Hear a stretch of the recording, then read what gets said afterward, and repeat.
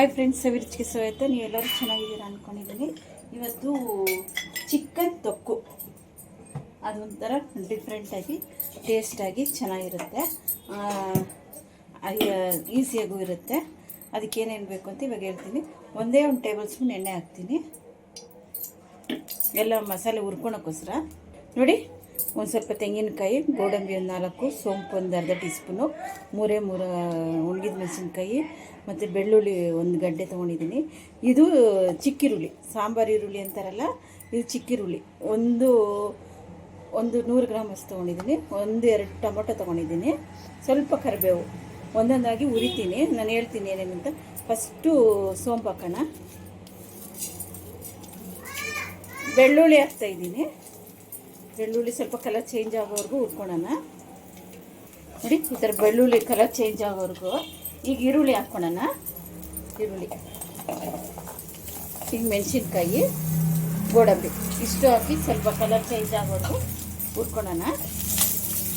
ಈಗ ಅರ್ಧ tea spoon ಜೀರಿಗೆ, ಟೊಮೆಟೊ ಹಾಕಿ ಒಂದು ಅರ್ಧ ಟೀ ಸ್ಪೂನು ಉಪ್ಪು ಹಾಕೋಣ. ಈಗ ಉಪ್ಪು ಹಾಕ್ತಾಯಿದ್ದೀನಿ. ಅದು ಸ್ವಲ್ಪ ಬೇಯೋಕ್ಕೋಸ್ಕರ ಒಂದು ಅರ್ಧ ಟೀ ಸ್ಪೂನ್ ಉಪ್ಪು.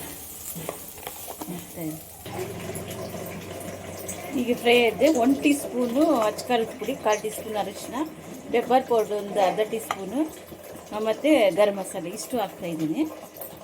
ಮತ್ತು ತೆಂಗಿನಕಾಯಿ ಇದನ್ನು ಹಾಕಿ ಒಂದು ಸ್ವಲ್ಪ ತುರ್ಕೊಳ್ಳೋಣ, ಸಾಕು. ಹಾಕಿ ತಣ್ಣಗಾದ್ಮೇಲೆ ರುಬ್ಕೊಂಬರೋಣ. ನೋಡಿ, ಎಲ್ಲ ಹಾಕಿ ನೈಸಾಗಿ ರುಬ್ಕೊಂಬಂದಿದ್ದೀನಿ. ಈಗ ಎಣ್ಣೆ ಹುಯ್ಯೋಣ. ಈಗ ಎಣ್ಣೆ ಹಾಕ್ತಾಯಿದ್ದೀನಿ. 2 ಟೇಬಲ್ ಸ್ಪೂನು, 3 ಟೇಬಲ್ ಸ್ಪೂನು ಹಾಕ್ಕೊಳ್ಳಿ. ಈಗ ಸಾಂಬಾರು ಪುಡಿ ಒಂದೇ 1 ಟೇಬಲ್ ಸ್ಪೂನ್. ಇದಕ್ಕೆ ನೀರು ಹಾಕಿ ಕಳಿಸ್ಕೊಂಡು ಅದಕ್ಕೆ ಹಾಕೋಣ. ಇದೊಂಥರ ಡಿಫ್ರೆಂಟಾಗಿ ಚೆನ್ನಾಗಿರುತ್ತೆ. ನೋಡಿ, ನೀರು ಹಾಕಿ ಕಳಿಸ್ಕೊಂಡಿದ್ದೀನಿ. ಈಗ ಇದನ್ನು ಹಾಕೋಣ.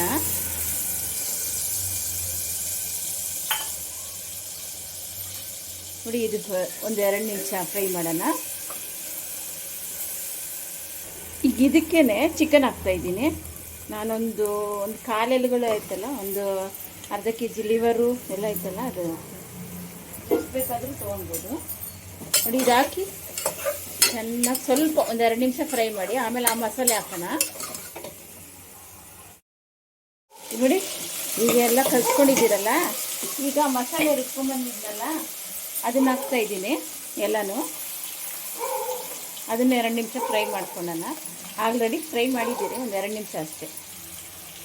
ಕಲ್ಲುಪ್ಪು ಹಾಕ್ತಾಯಿದ್ದೀನಿ, ಎಷ್ಟು ಬೇಕಷ್ಟು ರುಚಿಗೆ ತಕ್ಕಷ್ಟು ಹಾಕಿ ಒಂದೊಂದು ಫ್ರೈ ಮಾಡಿ. ನೀರು ಹಾಕೋಣ. ಜಾಸ್ತಿ ಸ್ವಲ್ಪ ನೀರು ಹಾಕಿ ಒಂದು 3 ವಿಸಿಲು. ನೀರು ಹಾಕ್ತೀನಿ. ನೋಡಿ, ಎಷ್ಟು ಬೇಕಷ್ಟು ನೀರು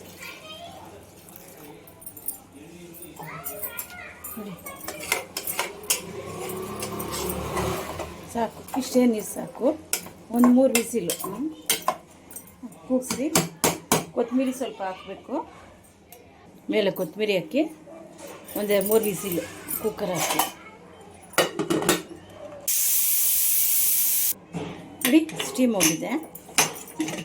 ನೋಡಿ, ಚೆನ್ನಾಗಿ ರೆಡಿಯಾಗಿದೆ ಚಿಕನ್. ಎಲ್ಲದಕ್ಕೂ ಚಪಾತಿ, ಅನ್ನಕ್ಕೆ ಎಲ್ಲದಕ್ಕೂ ಅಷ್ಟೇ ರುಚಿಯಾಗಿ ಚೆನ್ನಾಗಿರುತ್ತೆ. ನೋಡಿ, ಎಲ್ಲದಕ್ಕೂ ಕಾಂಬಿನೇಷನ್, ರೈಸ್ಗೆ, ಇಡ್ಲಿಗೆ, ದೋಸೆಗೆ, ಚಪಾತಿಗೆ ಎಲ್ಲದಕ್ಕೂ ಅಷ್ಟೇ ರುಚಿಯಾಗಿ ಚೆನ್ನಾಗಿರುತ್ತೆ. ಎಲ್ಲರೂ ಇಷ್ಟಪಟ್ಟು ತಿಂತಾರೆ ಇದನ್ನು. ಈ ಥರ ನೀವು ಈಸಿಯಾಗಿ ಮನೇಲೇ ರೆಡಿ ಮಾಡ್ಕೊಬೋದು. ಲೈಕ್ ಮಾಡಿ, ಶೇರ್ ಮಾಡಿ, ಸಬ್ಸ್ಕ್ರೈಬ್ ಮಾಡಿ.